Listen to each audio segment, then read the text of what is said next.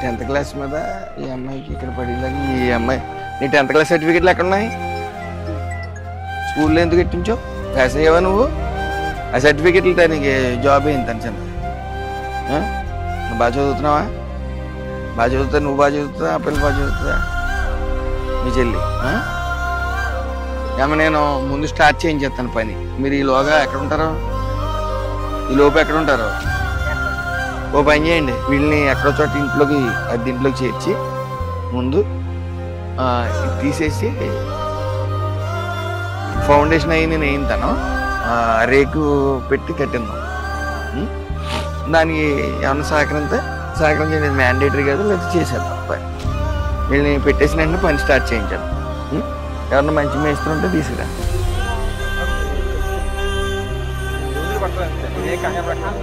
కొన్ని రోజులు అప్పటి వరకు అద్దె నేను కడతాలే. అదే